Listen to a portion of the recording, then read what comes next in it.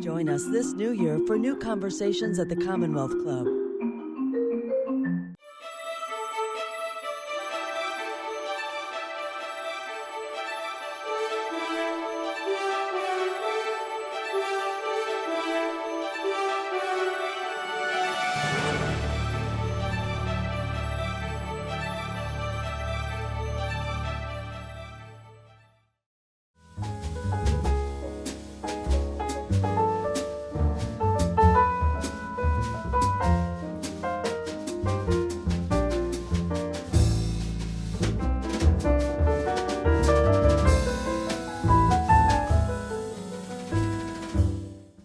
Welcome to the Commonwealth Club. I'm George Hammond, Chair of the Humanities Forum, which organized today's event. I'd like to welcome everyone here who's listening to this online streaming part of the program, but also those of you who listen later on YouTube. We have had over 700 programs since we began doing these in the pandemic, when the pandemic began, so that we could use the Commonwealth Club's facilities to keep producing programs in spite of the fact that we could no longer have a live audience. And it's been very successful. Thank you all for watching. And today we have Kenny Werner here to speak about his book, Becoming the Instrument.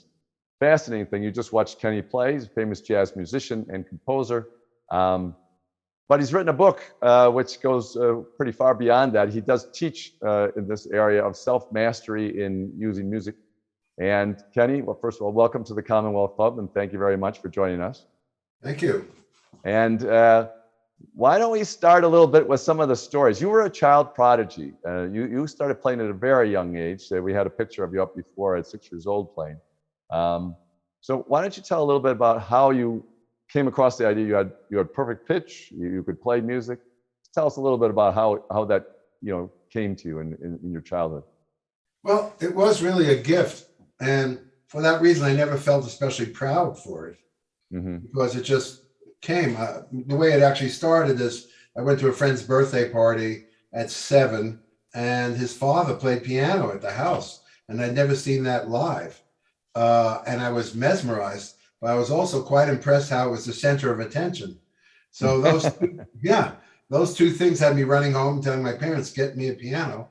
And they got a Wurlitzer with an option to buy. And I started picking out songs I knew immediately. And this is sort of where the philosophy comes from too.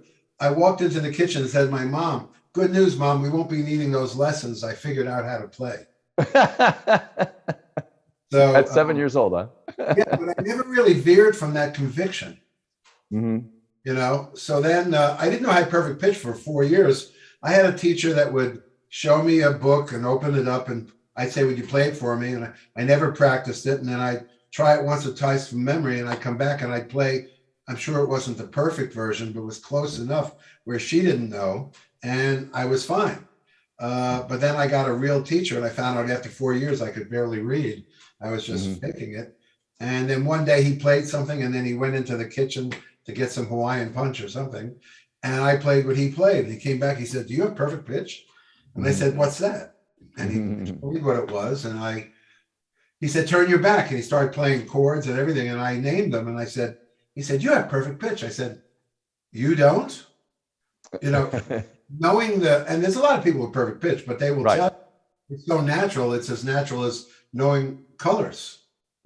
You're just surprised that other people don't have it.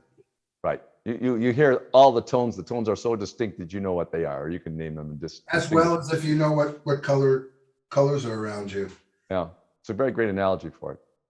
And most of us are sound blind in that sense. We hear the music, but we never could piece apart all the tones. Sometimes I think it's a benefit, because when I hear a piece, I've never gotten the full benefit of it, because I could see reams of music paper going by with it notated.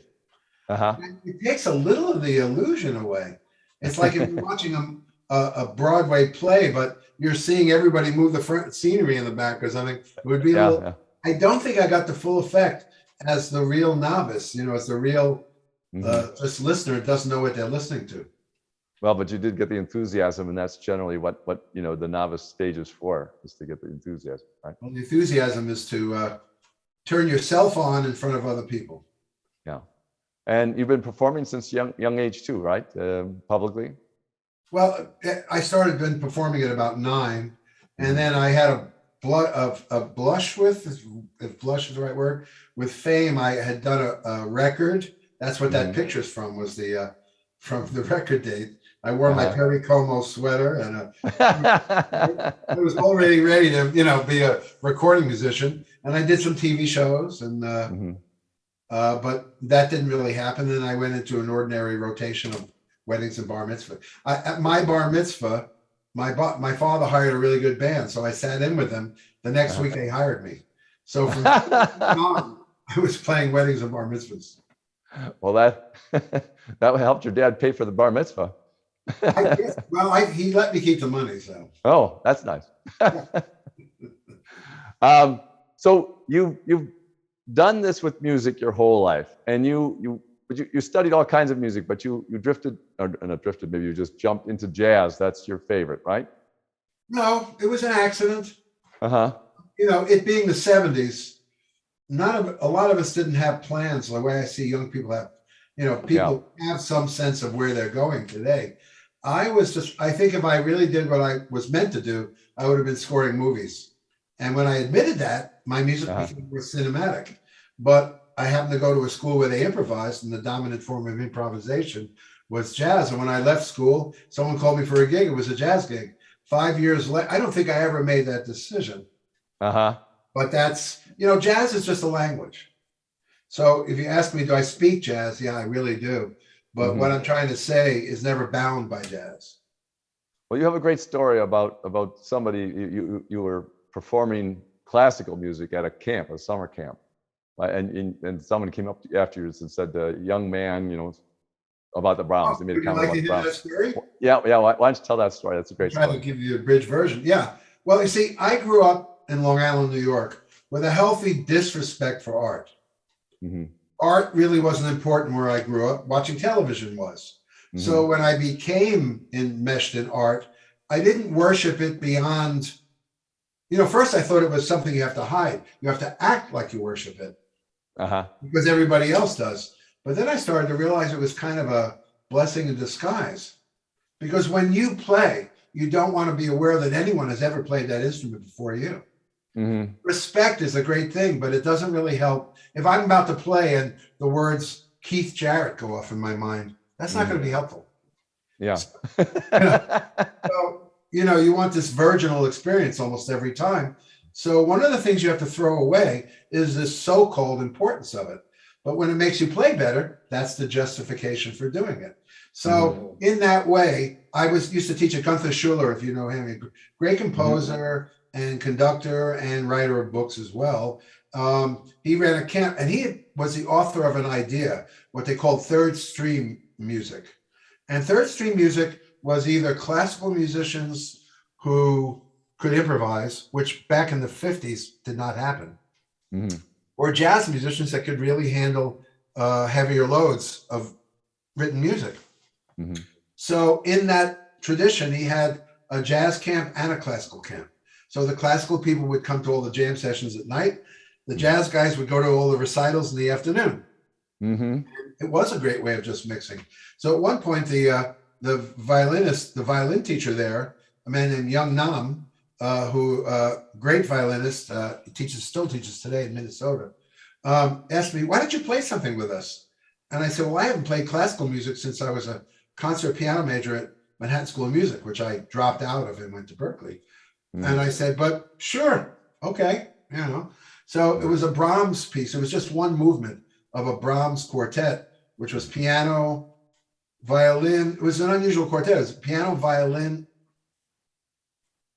viola, and cello, or maybe it was a trio. I don't even remember. It was an odd thing. But it was, even the third movement was 17 pages.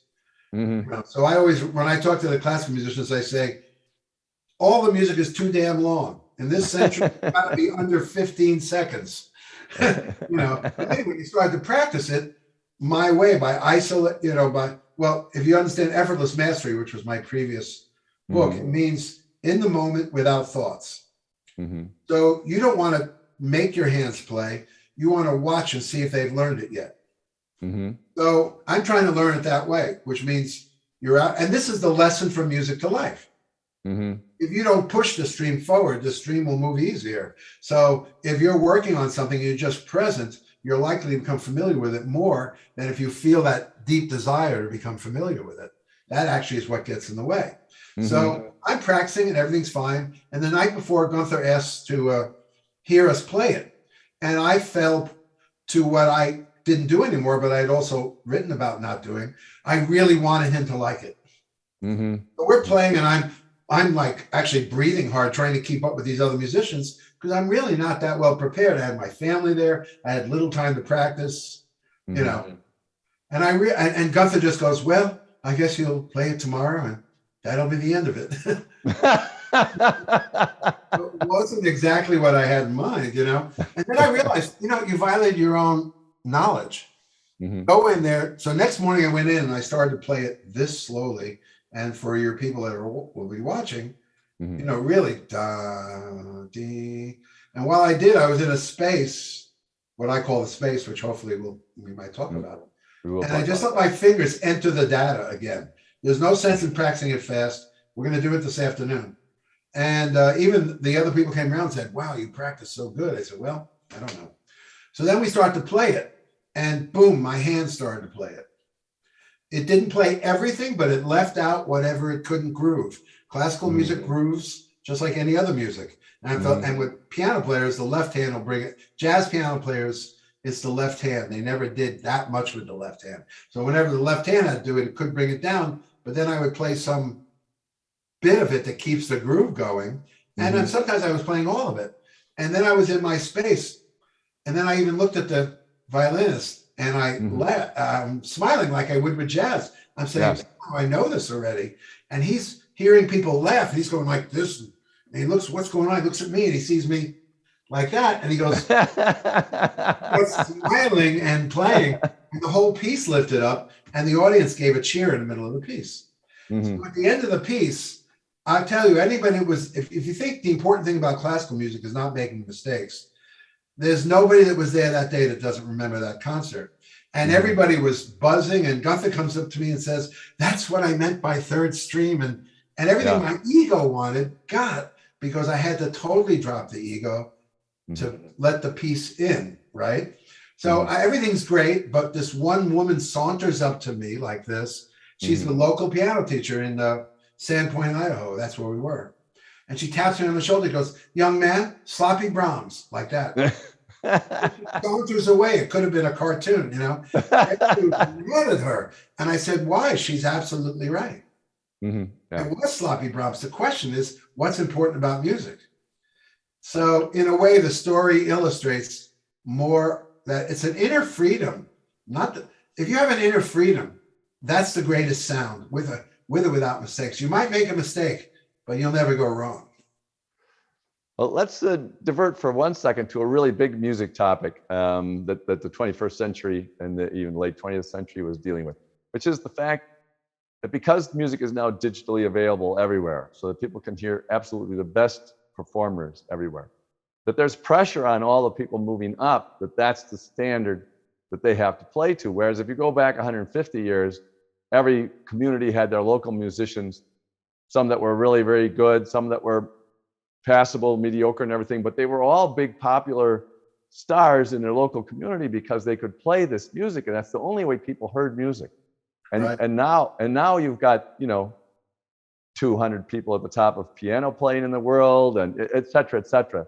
And so this intensity that you're talking about, this intense pressure to technically perform, I'm sure you think gets in the way of the musicality of the performances.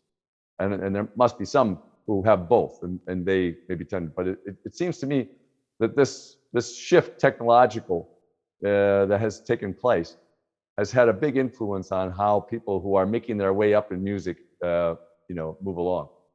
Well, I mean, that topic calls for many different answers. For one thing, when Stravinsky saw the microphone, he said, "That's it, music is dead." Huh? Yeah. Interesting. And he also gave talks at Harvard in the 50s, and he predicted that music would become completely subservient to the culture instead of the phenomenon that it is. And he was right about that, of course, too. You can't even get your tooth filled without music. Mhm. But the point is, what the thing you're talking about goes back to the early 20th century. It's only before recording, so you have to go back, practically to the beginning of the century. And before that, first of all, musicians much more readily improvised because they didn't have one standard. So Right. of course, people have been subjected to a technological standard through the replay of the thing. The point is, are you technically more perfect when you're not concerned about technical perfection? Or are you more liable to make a mistake when you are concerned about making mistakes? So yes, I mean, you want to get to that level, and sometimes it freezes out musicality. But if you're this is I could do the hour on this first thing you said, because you practice something. And again, this is a lesson that people can do somewhere else. Most people practice and they try to avoid mistakes. That's exactly the wrong way to practice. And that's the ego. What you want to do is play it carelessly and find out where the mistakes are.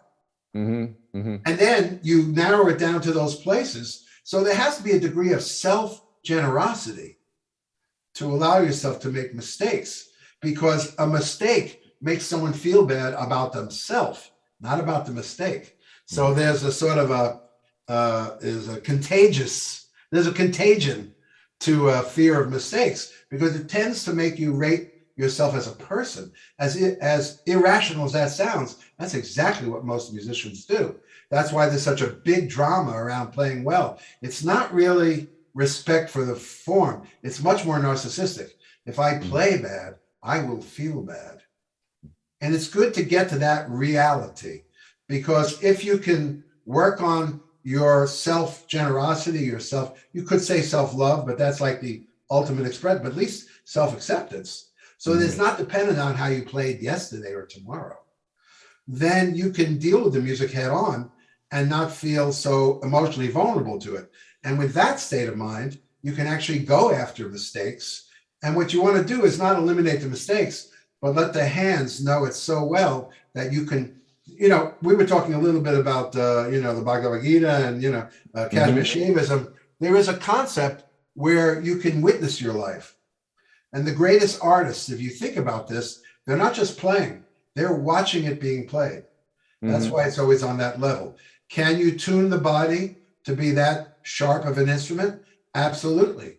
But most people can't do it because of this ego seesaw. So if you get the ego out of the way, you can actually squarely aim at that. Now, the societal issue as to whether music should be played that way or not is a non-starter, because that's just the way it is. But still, when that spirit trumps actual neatness, everybody knows it, and nobody forgets that concert. It happens in public speaking too, because it used to be that everyone had to be so formal, and so many professors were afraid of saying something that their colleagues would then say that's not accurate, and so they were concerned and very formal. But people don't want to watch a formal conversation or a formal lecture because there's too much emotional restriction going on at the same time. It's a paradox, obviously. Yeah. When you are concerned about what everybody thinks about what you're saying, there's no conviction there anyway. It does not resonate.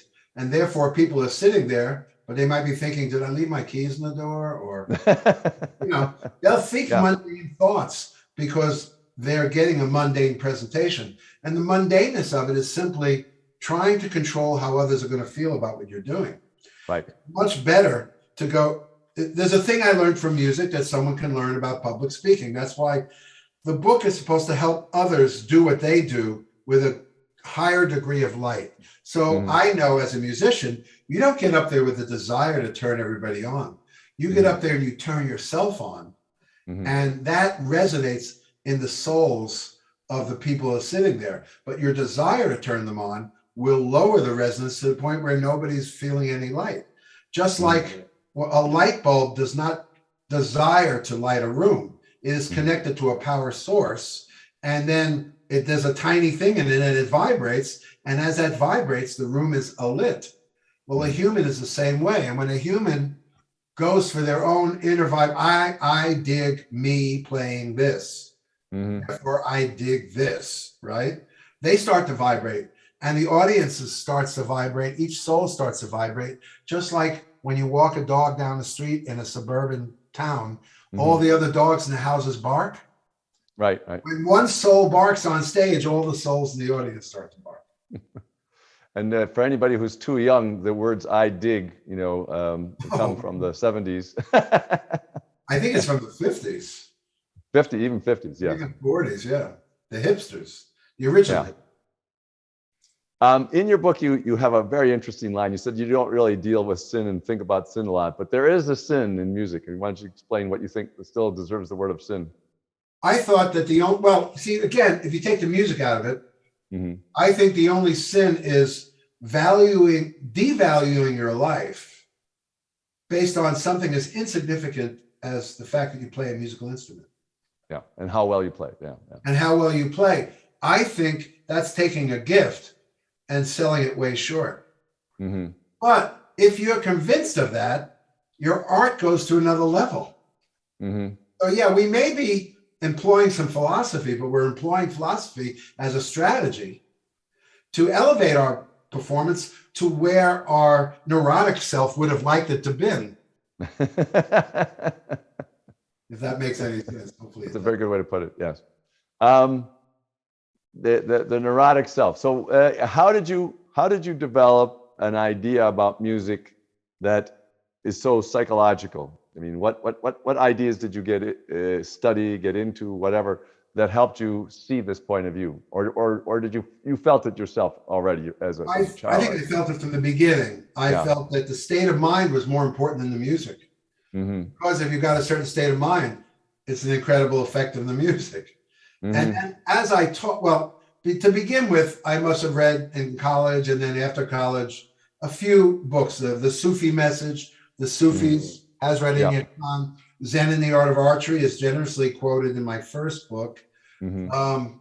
So I read these things, and then I started to have early forays into meditation and stuff. But I understood the equation was there's this one part of the brain, and it's always churning, and it's always creating situations that overlay on top of no situation. And I think I could see that. And of course, if I touched a single note on the instrument, I was already neurologically programmed to go into that space. In my life, I was very vulnerable to all these little ifs, ands, or buts. So I was making my own attempt to try to become more of an instrument in my life, like I would be. See, I don't consider myself a pianist. I consider myself the instrument that plays the instrument. It's much nicer to be the instrument, because then you're not responsible for anything. When I say to people, it's like, even a little joke I have is, I just played a concert and I was there. I was the instrument because I had to bring my hands to the piano. And someone comes up and says, Mr. Werner, you sucked. And I go, wasn't me. And I kept building that belief. But unlike most musicians, I was able to articulate it. That's unusual. When I started to articulate, the people that are most articulate, like there's a great book I also followed, Stephen Nachmanovich, but I can't think of the Free Play. I thought it was much more beautifully expressed than the way I express it. The guy's a writer. However, he's not necessarily a player. So the people who were most eloquent have not had the experience. And the people who were experienced were not very verbal. So when I found myself like bilingual, I would play something, people would receive the resonance, and then I found myself explaining it, which led to teaching, which led to master classes, which led to lectures, which eventually led to writing my first book in '95, Effortless Mastering. I needed a data dump. I needed to acknowledge all these things that came through me that happened to be true.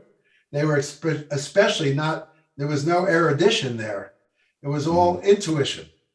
And it turned out to be spot on. And when I look at it today, there's not nary a word to change, because I trust it because it came through me. I wasn't looking for it.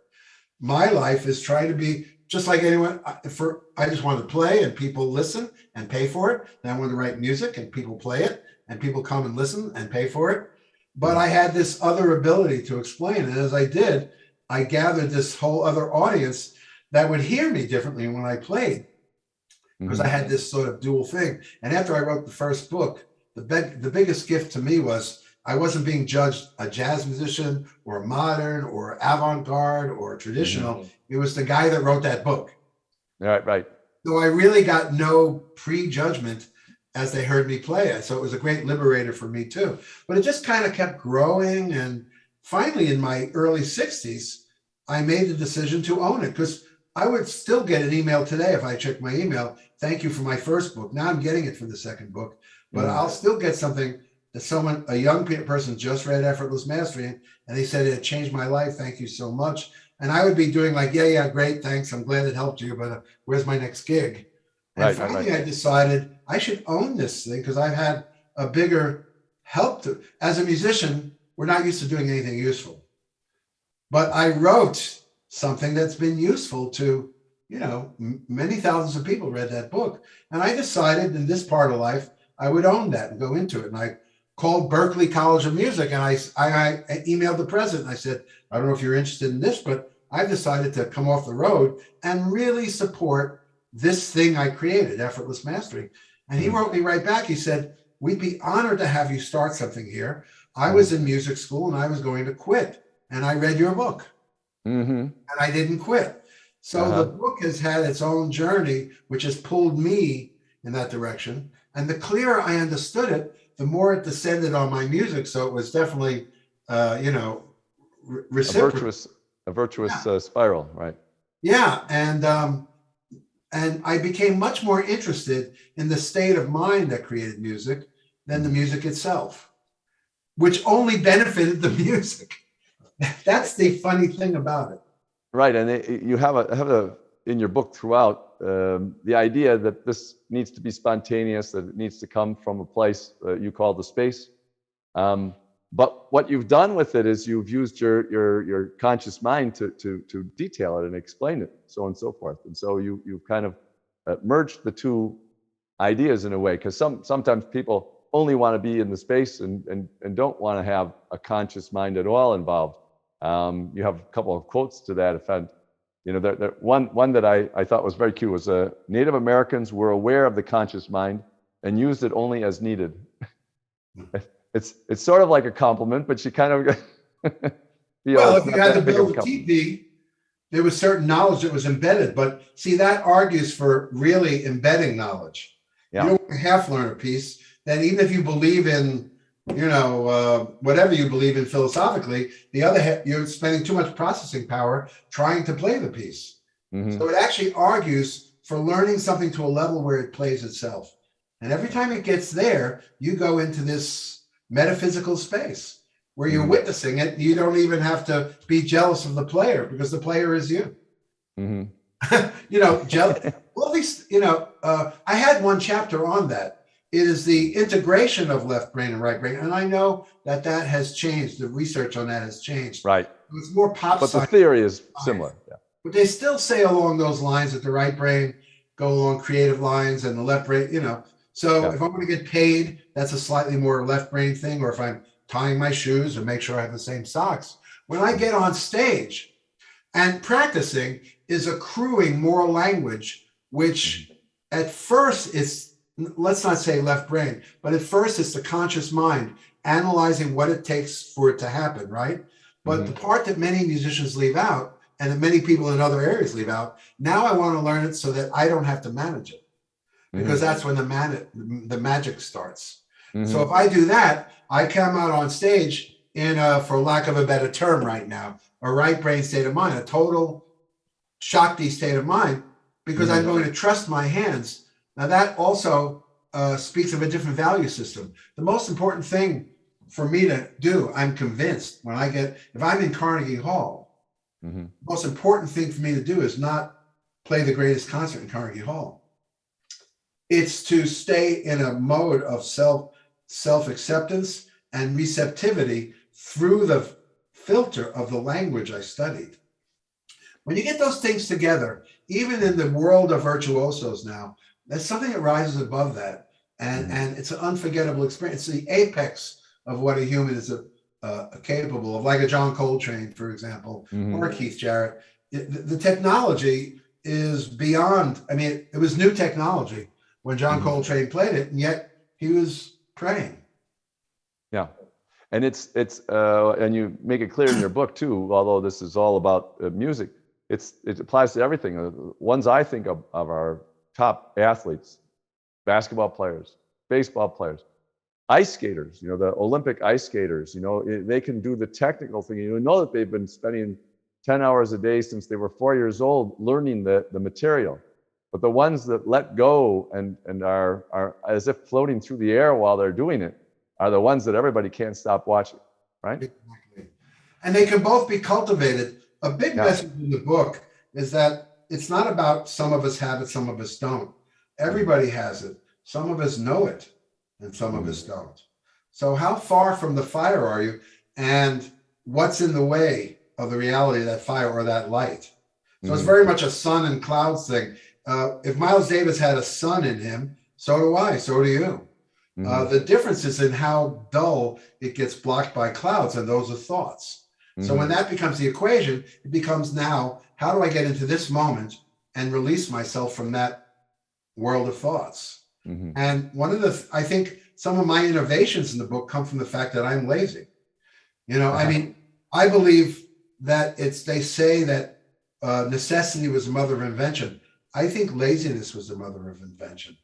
I mean, why would a guy invent a wheel? He obviously didn't want to walk anymore. He was too tired to walk. So what I'm saying is that people can go into the space immediately if they don't have a time they think they have to stay in the space.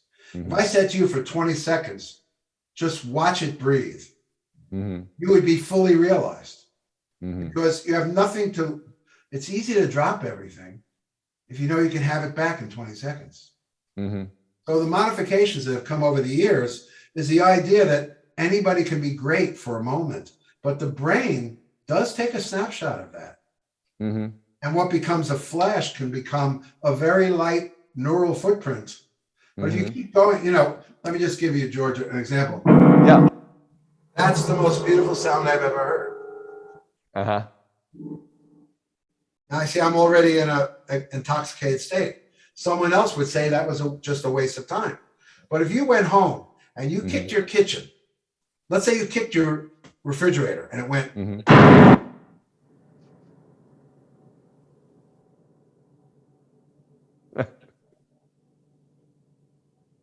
You would think that's quite extraordinary. You would even call your friends and say, you got to come over and hear my refrigerator. But because we don't, you wonder if scientific understanding of things have robbed us of the true connection to things. But that can be gotten back. We have to go into a state where there's space. And I called it a non-denominational thing. Everybody has a name for this. The space, Hashem, the Holy Spirit, the West Africans call it the world tree. It doesn't really, I call it the space because I'm from Long Island. Right.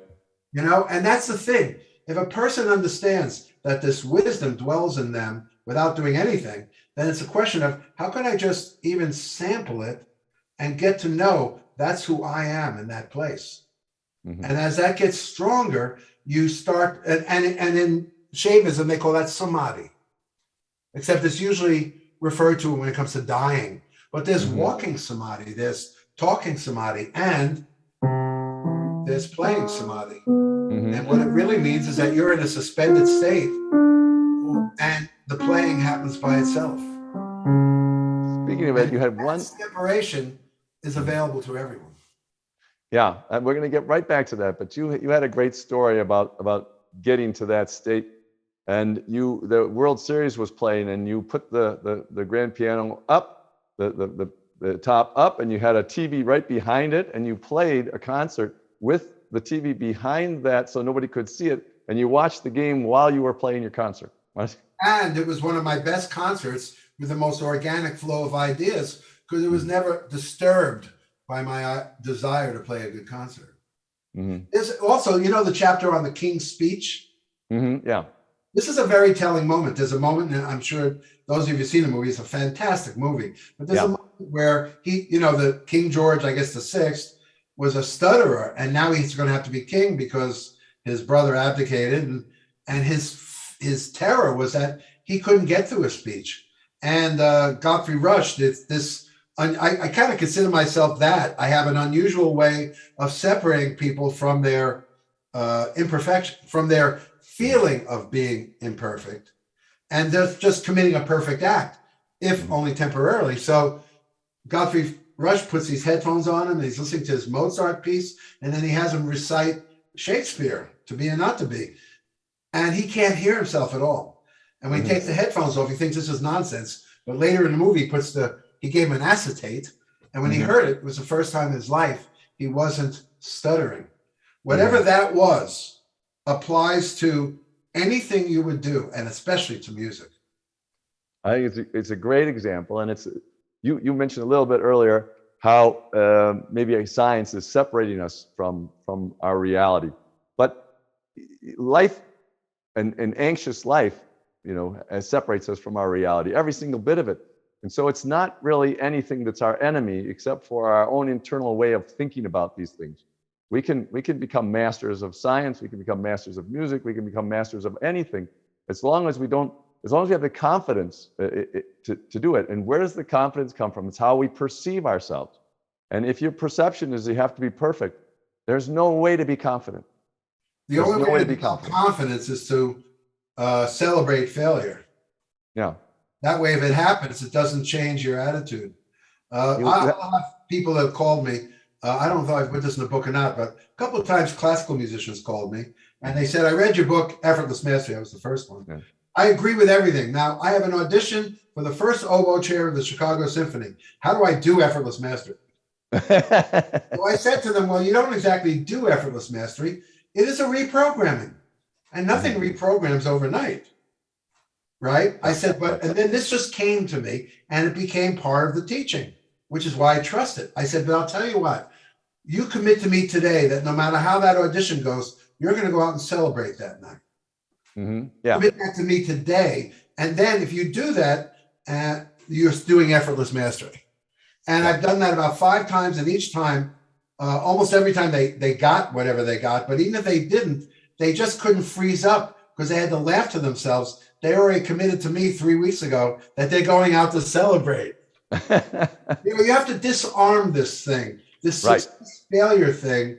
If it cuts down the totality of what you could be experiencing, I'd rather fail with self-love than succeed with carefulness. Yeah. One of the conclusions I did from a different angle, but very similar, was everyone is a loser. Winners are just losers with more patience.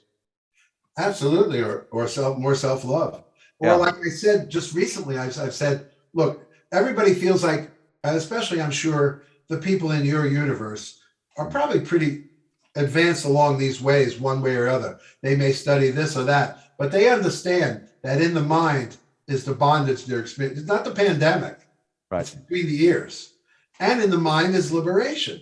So therefore, nothing that's happening out here governs the inner. And once you understand that, you work on that. But everybody's got a concept, I'm in it, damn it, I lost it. I'm in it, I'm out of it. Yeah. I've read this in other places. This is not a new idea. But when you are out of it and you don't care, that's the fastest way of getting back in it. Yeah. So I've said, and just recently I said this, which sounds kind of crazy, but it's exactly right. There's this and there's that. Mm-hmm. And when that becomes this, there's no that.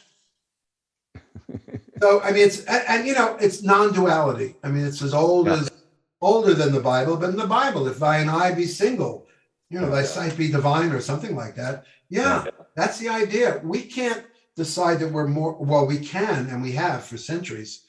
We've held ourselves hostage to the success or failure of our things. But you see, a musician goes out, I relate more to the jazz musician, but there are certain decisions jazz musicians make every night without worrying about the consequences. Because if they did, they couldn't swing. Mm-hmm. So there's a lesson from music that if it's articulated right in language, can really be helpful to someone else. If you're going to go out, I would like to coach the Yankees in case there's anybody here from the Yankees. I'm a little kid. I would coach somebody, if you're swinging a golf club, take a little bit of time, go into the space And I can even give us a sense of that because I've narrowed it down to something so portable that we can use at any time. Go into the space, swing the golf club, don't care whether you hit the ball or not. Mm-hmm. Some of that will add some grace when you have the intention of hitting the ball. So when you touch the instrument,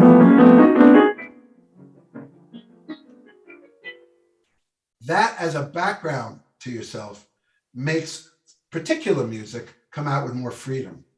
Mm-hmm.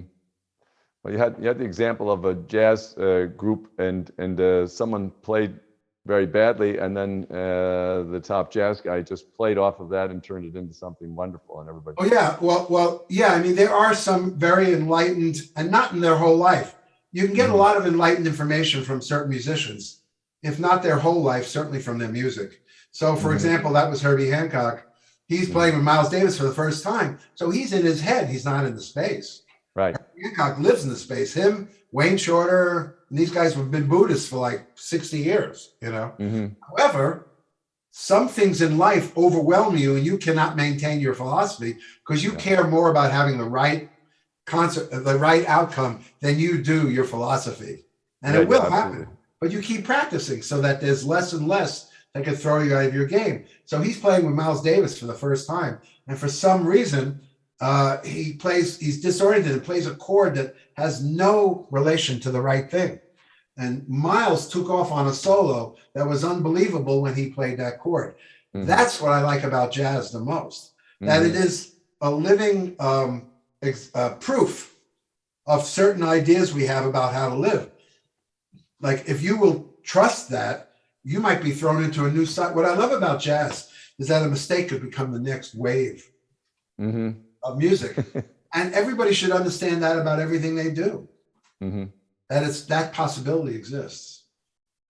Yeah, it's one of the analogies I use is that, you plan vacations, like you have a plan. It's a small version of planning your whole life out. And if you feel that every single detail on your plan has to happen, you have a miserable vacation. Absolutely. But if it's just an outline, and these are the high points and so on and so forth, and then you go with everything that happens along the way, then you have a wonderful vacation. And it really is an attitude more than, this I have to get. You see people out there, I need this picture, then I need this picture, then I need this picture, then I had a good vacation, and of course, that's just another version of the same thing. And it clearly can't be a fun vacation. It doesn't seem like. We started to talk about something before we started, and it's a very important point. How do you allow that spirit part of you to rule when there's a lot of, I don't know what to call it, if not left brain, there's a lot of particular information to absorb. God, just to book a plane ticket these days, how do you do that? And the answer is you don't challenge it in the heat of battle. You should have, what the book suggests is exercises in carelessness so that you can open that part of your brain and then just go and do your job. And you might notice that you opened up headspace for creativity that wasn't there before. So the answer is this consciousness, super consciousness, whatever you want to call it, universal consciousness should be practiced in a place a safe place. So that, and exercises I take people through, not just musicians, of doing things that they would think make them foolish. But that's only in a certain part of the brain. So what if we don't have that? What if we practice being foolish, but we can avoid the condition of feeling foolish, right? How does that open up in the brain when we're not trying to be foolish? So my answer to that is consciousness and carelessness can be practiced in a safe environment and definitely comes in handy when you're about to commit a specific action. That action has to form. It's funny because one of the definitions of the word yoga is formlessness inside form. I believe this is the highest thing. You can be a master of form, but within that, you can do anything you want. So part of it is the mastery of the language. The other part of it is letting go. And letting go means letting go of needing to succeed. Otherwise, you're not really letting go. However, it is a compassionate universe because whenever you really let go, I can ask people, when you've really let go of the need to succeed, isn't that when you succeed the most at whatever you're doing? So it seems like a leap of faith, but it seems to work out more than approximating freedom, approximating liberation. You have liberation means surrender. Surrender means, for a musician would rather cut off an extremity than sound bad. Yeah. But you're not going to surrender unless you surrender the need to sound good. And what's on the other side of that is something that turns the light on for the musician. While you're speaking, I was thinking of Robin Williams and his form of comedy where he just let go. But I was thinking of him because in other parts of his life, he couldn't do that. And so, you're talking about something just in the context of music, but something for life altogether, for every how we live our lives.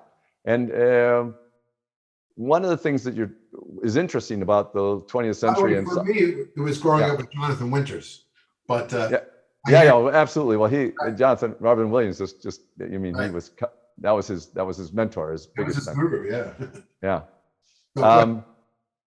The idea of being in this universal mind, or what, as you said in your book, has all kinds of names.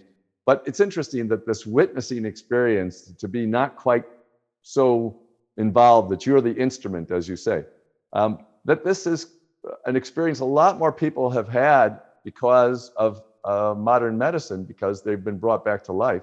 And their near-death experience, they didn't really die, but their near-death experiences have given them very much that same experience, right, of not being totally involved in what's happening, watching themselves on the surgery table, that kind of thing. And so it's interesting because it's totally outside the context of any spiritual aim or anything like that. Lots of people have had that experience. It's something that our minds can do. Well, it's coming from about multi directions now, because I think some of us on the planet are actually evolving to counterbalance the other stuff, right?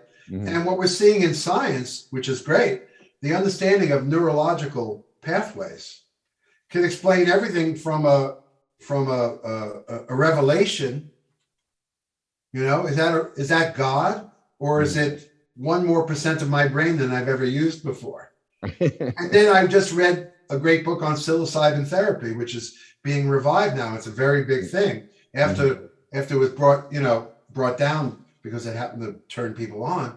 It's now becoming, but all these things, when you get to the point of them, they're saying the same thing. Mm-hmm. There's a place where we can go where all the patterns we don't have to be enslaved by those patterns. Mm-hmm. And sometimes it takes a near-death experience. Maybe it's a psilocybin with a therapist. Maybe it's just learning to be in this space. I just want to share this with you because it's so simple. As much as we think about meditation and this and that, this is how I show my students a flash of this. You're breathing, right? And everybody that's watching us is breathing. So how do I know that? Well, it's a gift. No, of course. I'll bet you're breathing and I can't even see you. Now, it breathes no matter what you do. In a sense, we never need breathing exercises. We're all virtuosos. Mm-hmm. On our worst day, we're still breathing. On our best day, we lose somebody, still breathing. We meet somebody, we're still breathing. So we don't need a breathing exercise. But since it's some gizmo in us that breathes, let's take 20 seconds and watch it breathe. Go.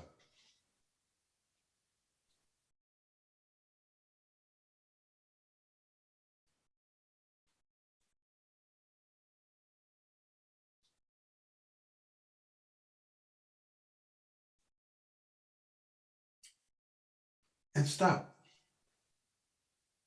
Now you see, George, when you look at yourself, you'll see a total transformation, because 20 seconds is not a threatening amount of time.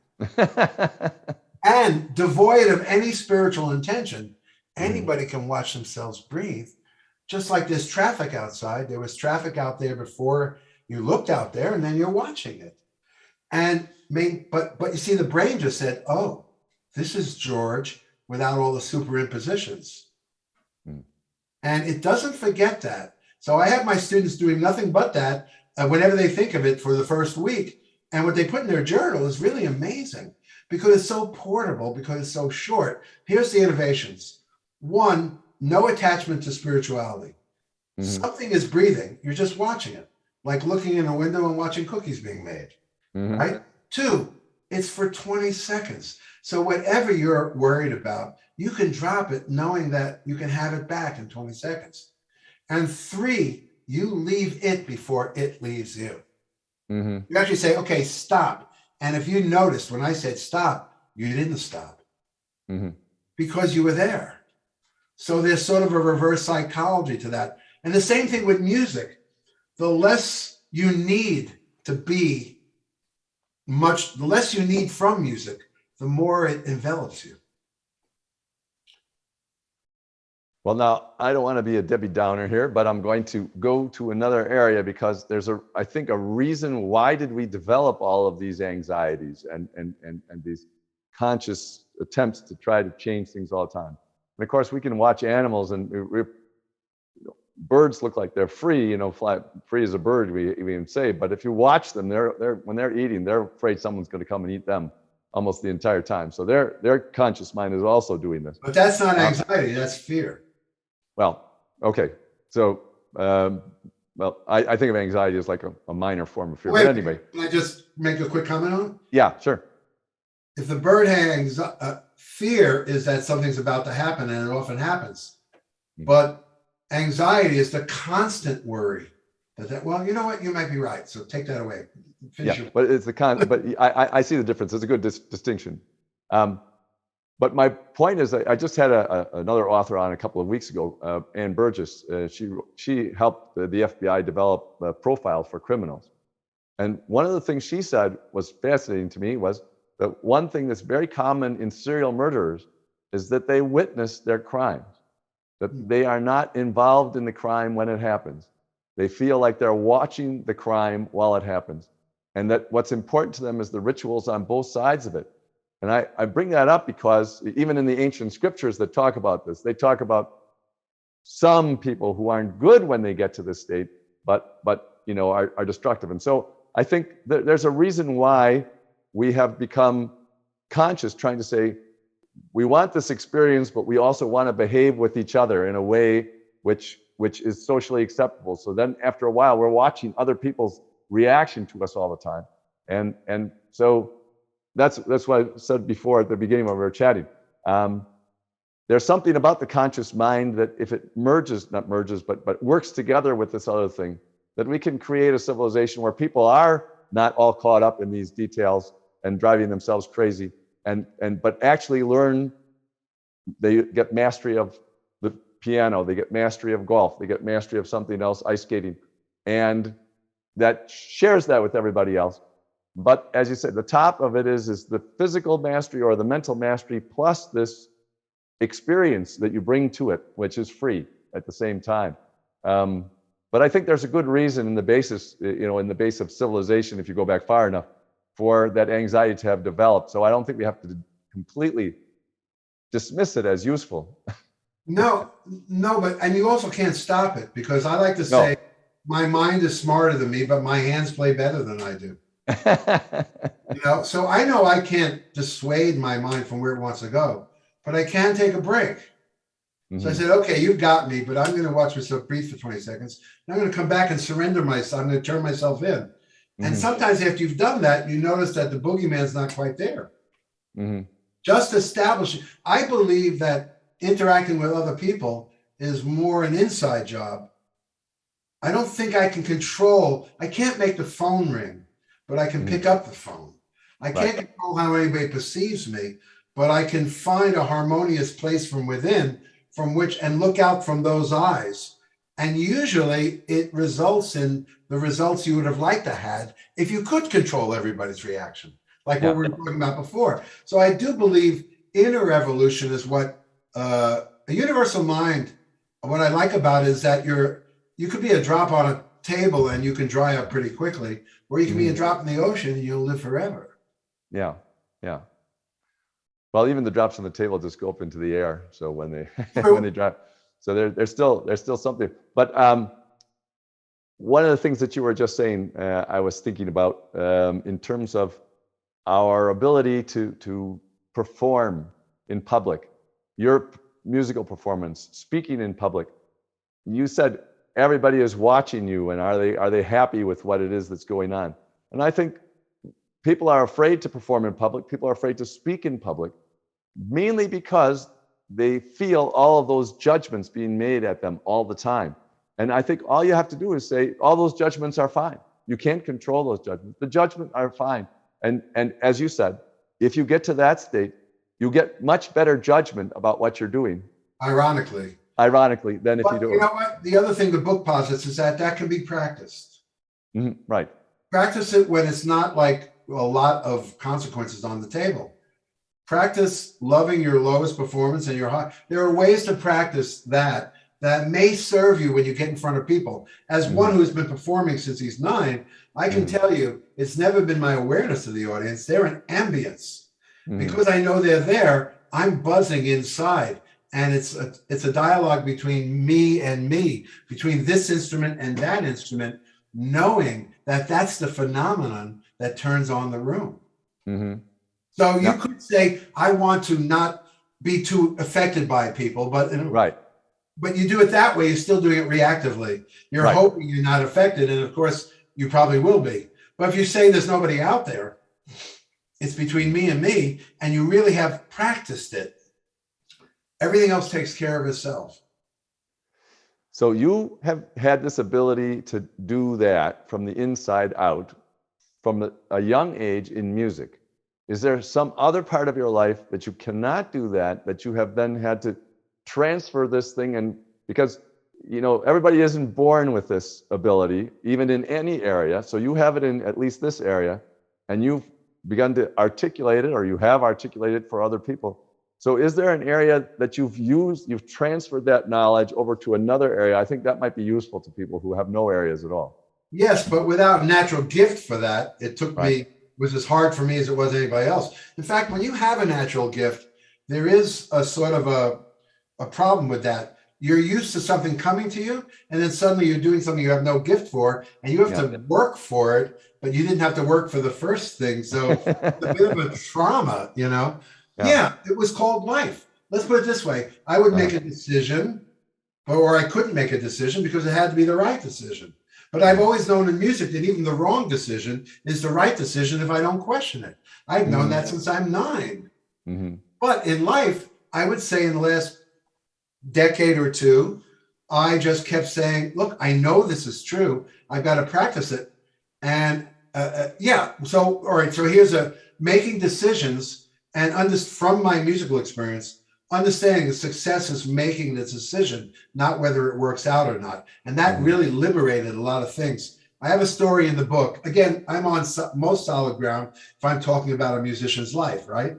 So here's a musician living in a small town, and there's a little jazz club there. And the people that play in the jazz club, they're considered valid. And the people that have to sit in the audience are still wannabes, right?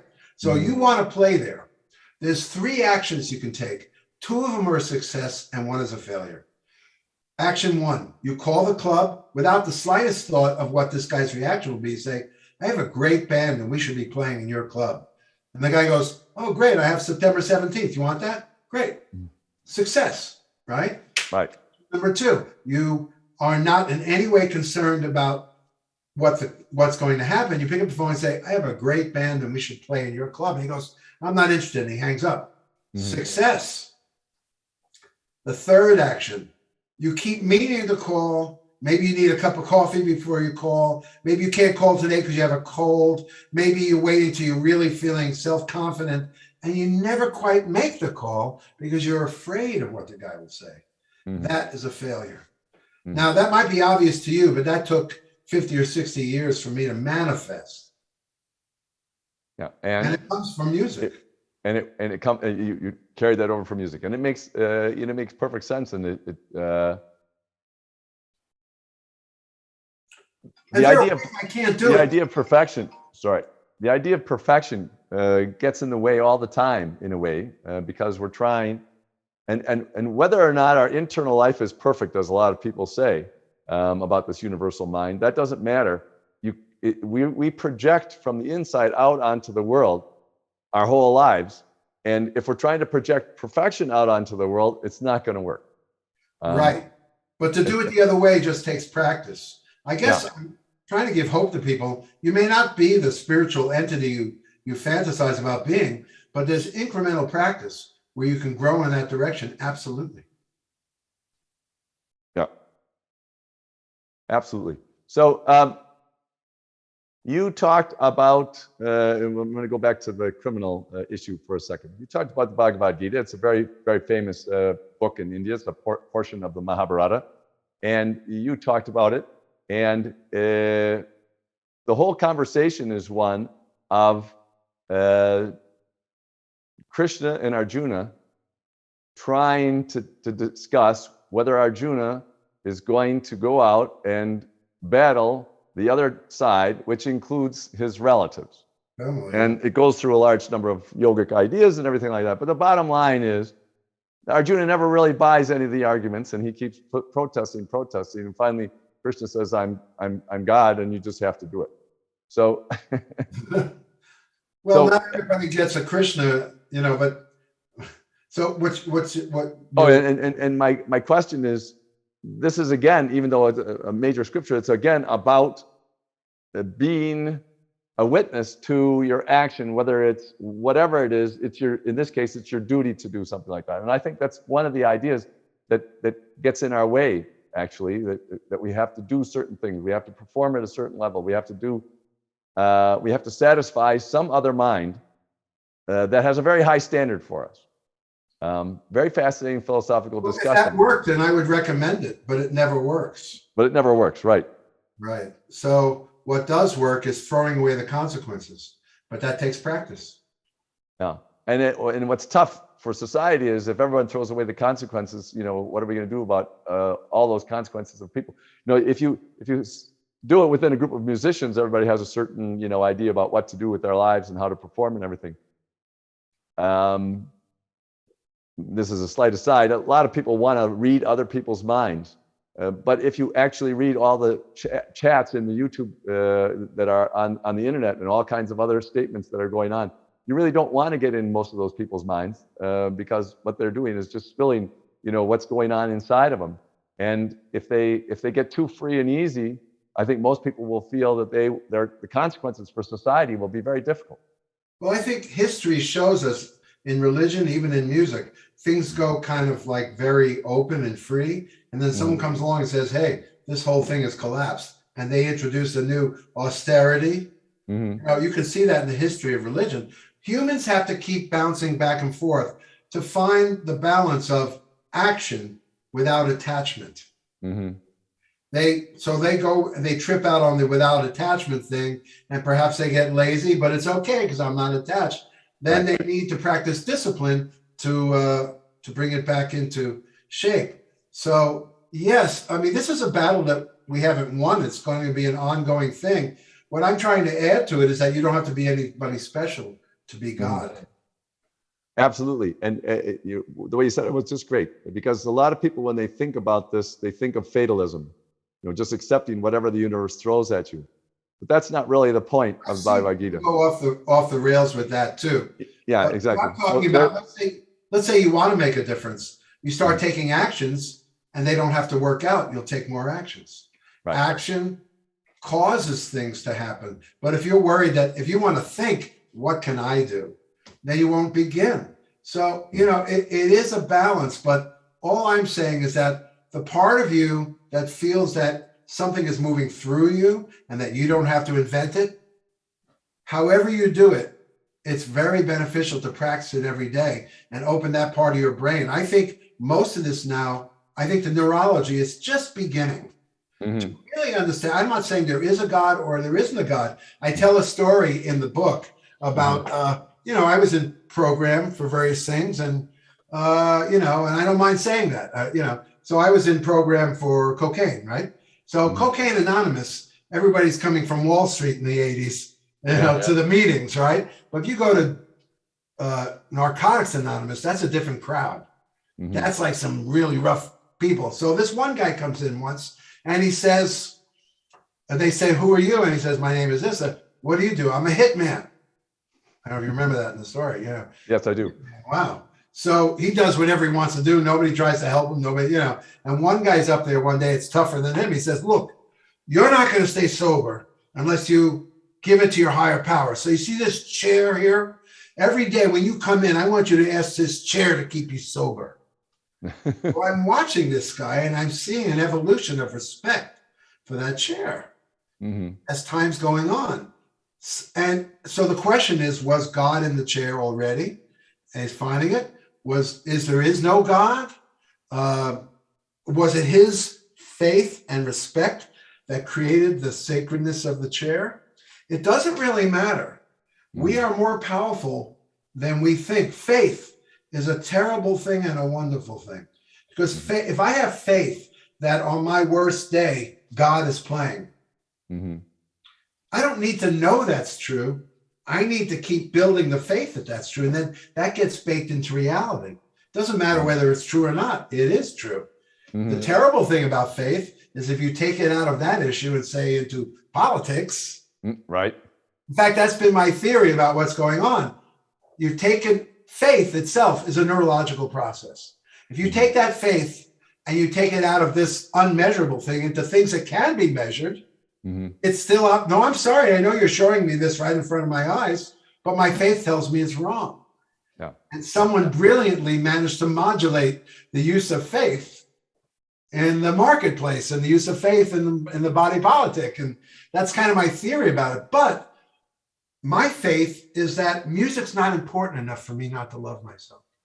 And that's a reality. It took faith until it took no faith to believe it. It's just a reality. You could touch a keyboard, and because of the neurology, one person is dipping their hands in warm water after they've been making snowballs without gloves. And it's like you put your hands on here, And for another person, it's like touching a hot stove. Yeah. So it's the same instrument. The whole thing is the state of mind, which takes me back to what I've become the most interested in.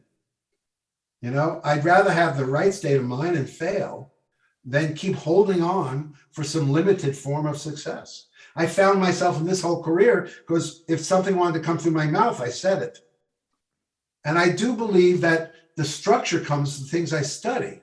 It's not like random. Someone's not going to sit down and play great piano because they're free. But if they study the piano from the same quiet place, then they notice that the language comes out in the most organic way. In fact, that's the most authentic thing they can do because they're not trying to make it sound like something else. So a musician, you know, will say to you, if you said to a musician, what are you trying to do? Well, I'm trying to really sound good, right? But if in a conversation, I said, George, when you talk to me, what are you trying to do? Kenny, when I talk to you, I'm trying to sound good. Then it's very obvious. So there's a lesson from music to life. Do you want to sound good? Or do you want to come from what arises from within and trust it, supported by what you're studying? And that is the sweet spot. I mean, we mentioned top golfers, top sportsmen, the ice skaters, the musicians, everybody that performs at the top. There's a sweet spot between having practiced and gotten that down so that they have the muscle memory, they have the thing, and then perform as a free person. And then trust. Yeah. But trust doesn't come from the guarantee that you're going to succeed. Trust comes from the knowledge that you're blessed whether you succeed or not. Exactly. That's just an excellent way to end. So thank you very much, Kenny, for joining us for I'm honored discussion. To be part of your group. You know, we listen to the Commonwealth Club all the time. So my wife is very impressed that I'm going to be on here. Well, you're a great addition, Kenny. Thank you so much for describing it so perfectly. Or imperfectly, maybe better way to put it. Simply. And so ends another event at the Commonwealth Club in its 119th year of enlightened discussion. Thank you very much for joining us, and come back and see us again soon. Thanks, Kenny. Thank you, George.